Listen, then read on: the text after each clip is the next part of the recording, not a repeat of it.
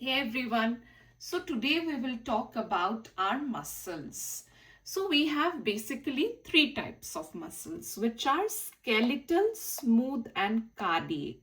जो हम बाहर से मसल्स देखते हैं जैसे कि हमारे बाइसेप्स हो गए सो ये सब स्केलेटल मसल्स है और बाकी दो टाइप्स है स्मूथ एंड कार्डियक मसल।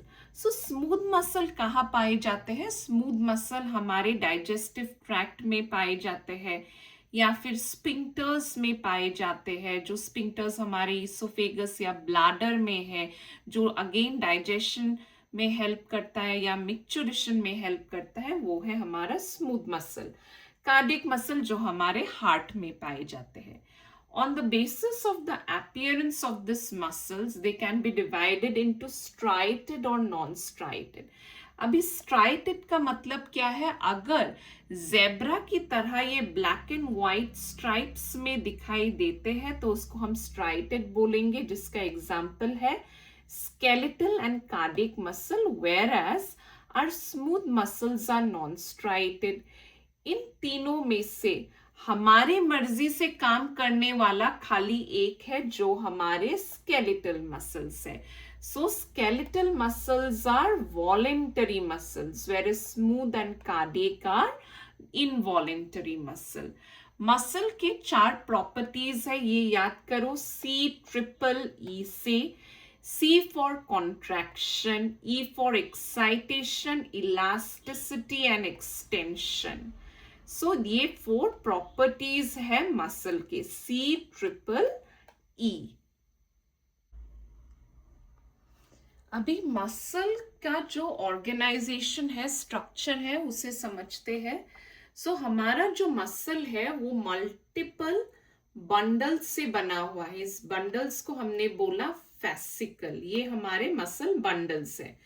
एक बंडल को अगर लेके आए तो देखेंगे कि इसके अंदर है बहुत सारे मसल फाइबर्स। एक फाइबर को अगर निकाले तो देखेंगे कि इसके अंदर है फिब्रिल्स। एक फिब्रिल के अंदर एक्टिन और मायोसिन जैसे प्रोटीन है, जिसे हम डेप्थ में थोड़ी देर बाद देखेंगे। नाउ दिस फाइबर्स, फैसिकल या बंडल बना फाइबर्स से, फाइबर के अंदर है फिब्रिल, फिब्रिल के अंदर है एक्टिन मायोसिन।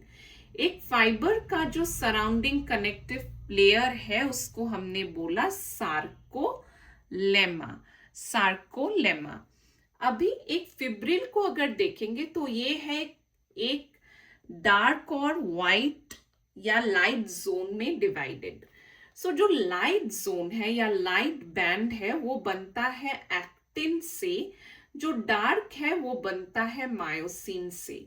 एक्टिन को हमने आइसोट्रोपिक भी नाम दिया और मायोसिन को हमने एनआइसोट्रोपिक भी नाम दिया। So this is, just remember, in actin is our light. So light में Li है, so I is I for isotropic, and dark here we have A, so this is anisotropic. Light किससे बना? Actin से बना, और dark किससे बना? Myosin से बना। Now starting with the organization of these bands. Now the green one represents my light band या फिर एक्टिन जो है या फिर जो हमारा थिन फिलामेंट है। So green is actin, blue is myosin. Now see how they are arranged, this is their resting state. So myosin अपना है यहाँ पे जो लाइट चेन के एजेस है वो मायोसिन को पार्शियली कवर कर रहे हैं। मायोसिन को एक्टिन पार्शियली कवर कर रहा है रेस्टिंग स्टेट में। तो ये अगर मेरा ऑर्गेनाइजेशन है तो part of myosin which is not covered by light chain, यानी कि this part is my age zone. इसको ऐसे याद करो कि एज हो गया हॉलो, हॉलो मतलब जो अंदर से खोखला है। तो ऐसे सोचो ये कवर्ड नहीं है, खुला है, तो ये है मेरा एज जोन। एज जोन क्या है? थिक फिलामेंट का वो पार्ट जो थिन से ओवरलैप नहीं है। Now moving on to A band and I band. अभी सोचो आई बैंड क्या था? आई है मेरा लाइट बैंड जो मतलब एक्टिन से बना है। तो इस वाले में मेरा एक्टिन, प्योर एक्टिन किधर है? ये वाला पार्ट, ये वाला पार्ट एक ऐसा पार्ट है जहां पे मेरा एक्टिन है। सो this is my I band. Where is my A band? What is A comprising of? Myosin. So if this is my myosin, this has to be my A band. So देखो A zone देखा, A band देखा, I band देखा. ये Z line क्या है?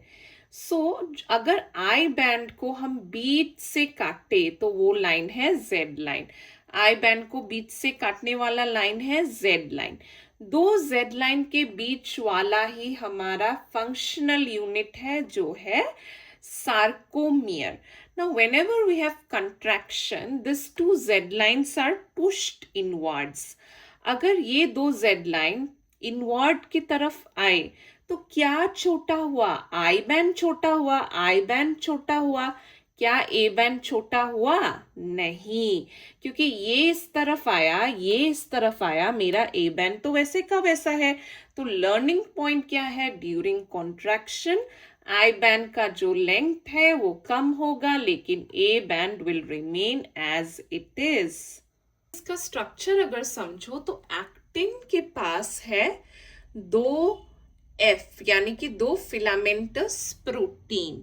ये दो filamentous protein बने हैं, एफ के बाद आता है जी. सो these two filamentous proteins are made up of globular units. Now these two filamentous proteins are arranged in helical pattern.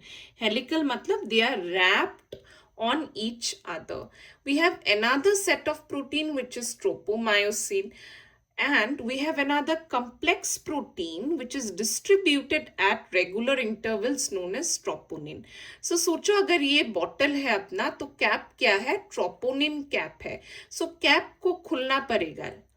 So this troponin should go away for this to engage with our myosin or bind with our myosin. Myosin बना होता है meromyosin से. We have two types of meromyosin. One is the heavy part, one is the light part. इसका structure देखो, अभी इसके पास है head और साइड आर्म्स. हेड में I have my actin binding site, actin binding site, and the second one is ATP binding site. ATP binding site. Now, this entire thing will happen only if I get a nerve signal.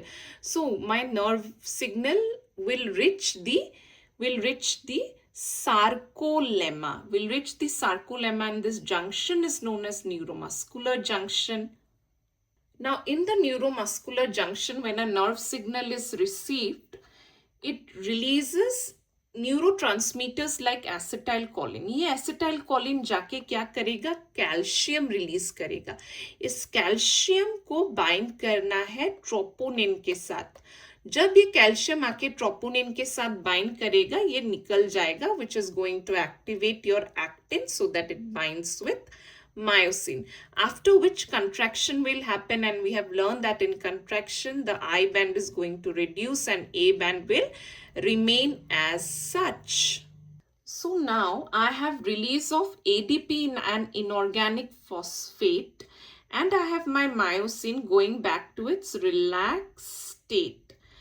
A new ATP will again bind, and the cross bridge, the bridge between actin and myosin, will break.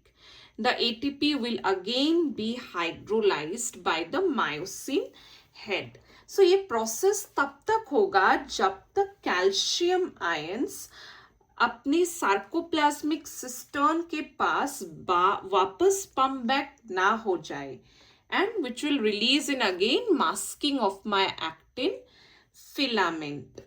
Now this will cause the return of Z line to their respective position, and thus we have achieved relaxation. Now what happens if we do repeated activation of muscles? So अगर muscles का repeated activation होगा तो produce होगा lactic acid as a result of anaerobic breakdown, and this will result in muscle fatigue. Second thing is muscle के पास अपना एक pigment है जिसे हम बोलेंगे myoglobin. So this myoglobin is very much responsible for its reddish appearance. Another thing which our muscle cells have in plenty is mitochondria. So MMM, muscles have myoglobin and plenty of mitochondria. हमारे पास है white fibres. so याद रखना जब myoglobin कम है तो हमको वो white दिखता है ज्यादा. so they are referred to as the white fibers.